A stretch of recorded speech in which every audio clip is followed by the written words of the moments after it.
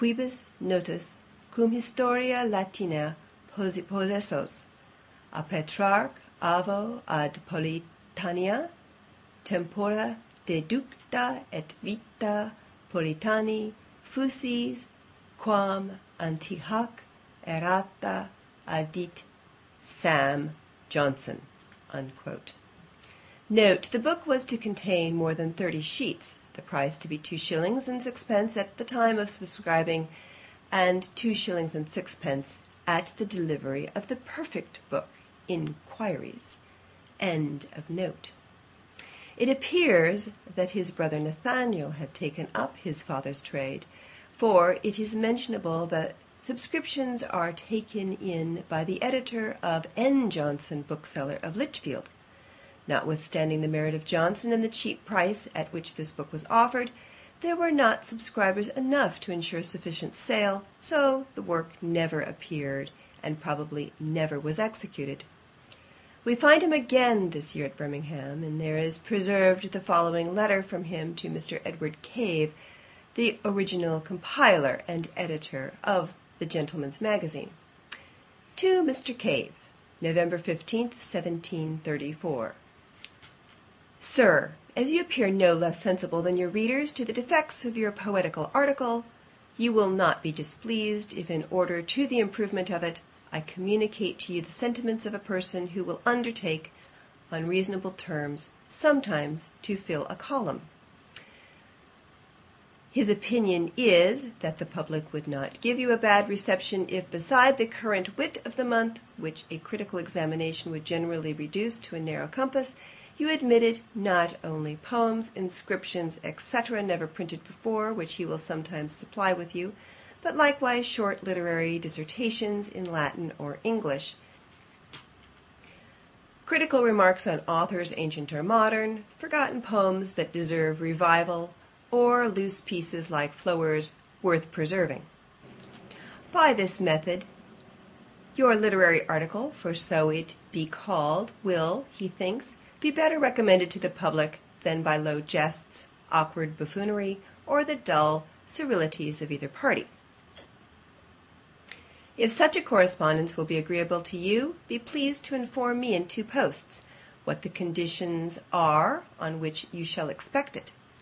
Your late offer gives me no reason to distrust your generosity. If you engage in any literary projects besides this paper, I have other designs to impart, if it could be secure from having others reap the advantage of what I should hint. Your letter, by being directed to S. Smith, to be left at the castle in Birmingham, Warwickshire, will reach your humble servant. End quote. Mr. Cave has put a note on this letter, answered December 2nd, but whether anything was done in consequence of it we are not informed. Johnson had, from his early youth, been sensible to the influence of the female charms. While at the Stourbridge School, he was much enamoured of Olivia Lloyd, a young Quaker to whom he wrote a copy of verses which I have not been able to recover. But with what facility and elegance he could warble the amorous lay will lay from the following lines which he wrote for his friend Mr. Edmund Hector. Verses to a lady on receiving from her a sprig of myrtle. Quote, what hopes, what terrors does this gift create? Ambiguous emblem of uncertain fate. The myrtle, ensign of supreme command, consigned by Venus to Melissa's hand. Not less capricious than a reigning fair, now grants and now rejects a lover's prayer. In myrtle shades oft sings the happy swain, in myrtle shades despairing ghosts complain. The myrtle crowns the happy lovers' heads, the unhappy lover's grave the myrtle spreads. O then the meaning of thy gift impart, and ease the throbbings of an anxious heart. Soon must this bough, as you shall fix his doom, adorn Philander's head, or grace his tomb. Unquote.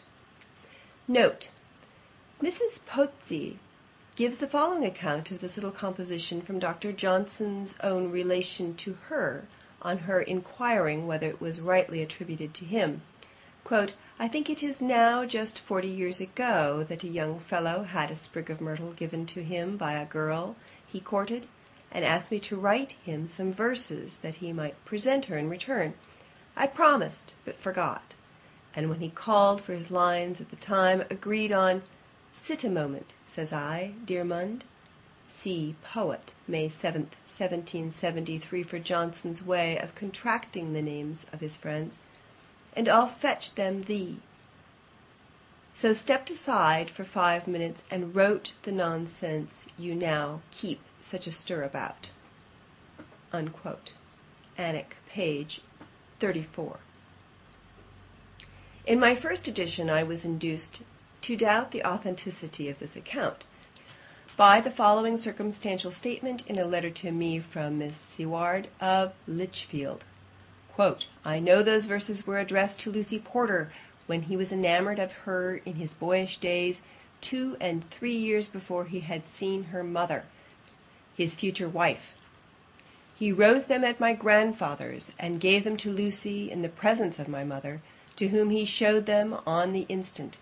She used to repeat them to me, when I asked her for the verses Dr. Johnson gave her on a sprig of myrtle, which he had stolen or begged from her bosom.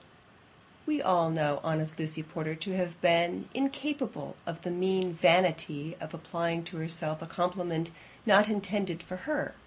Unquote. Such was this lady's statement, which I make no doubt she supposed to be correct, but it shows how dangerous it is to trust too implicitly to traditional testimony and ingenious inference.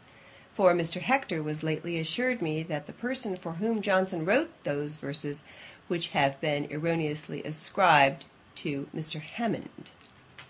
I am obliged in so many instances to notice Mrs. Piozzi's incorrectness of relation, that I gladly seize this opportunity of acknowledging that however often she is not always inaccurate. The author having been drawn into a controversy with Miss Anna Seward in consequence of the preceding statement, which may be found in the Gentleman's Magazine, volume 53 and 54, received the following letter from Mr. Edmund Hector on the subject. Dear Sir, I am sorry to see you are engaged in altercation with a lady who seems unwilling to be convinced of her errors. Surely it would be more ingenuous to acknowledge than to persevere.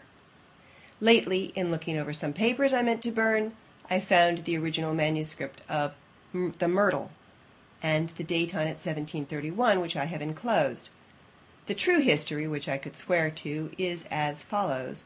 Mr. Morgan Graves, the elder brother of a worthy clergyman near Bath, with whom I was acquainted, waited upon a lady in this neighbourhood, who at parting presented him the branch. He showed it me, and wished much to return the compliment in verse. I applied to Johnson, who was with me, and in about half an hour dictated the verses, which I sent to my friend. I most solemnly declare at that time Johnson was an entire stranger to the Porter family, and it was almost 2 years after that I introduced him to the acquaintances of Porter, whom I bought my clothes of. If you intend to convince this obstinate woman to the exhibit of the public the truth of your narrative, you are at liberty to make what use you please of this statement. I hope you will pardon me for taking up so much of your time, wishing you multos e felicianos. I shall subscribe myself, your obliged humble servant, E. Hector, Birmingham, January 9th, 1794. End of note. His juvenile attachments to the fair sex were, however, very transient, and it is certain that he formed no criminal connection whatsoever. Mr. Hector, who lived with him in his younger days in the utmost intimacy and social freedom, has assured me that even at that ardent season his conduct was strictly virtuous in that respect, and that though he loved to exhilarate himself with wine, he never knew him intoxicated but once. End of section 6 of the Life of Samuel Johnson, Volume 1, read by Patty Brugman.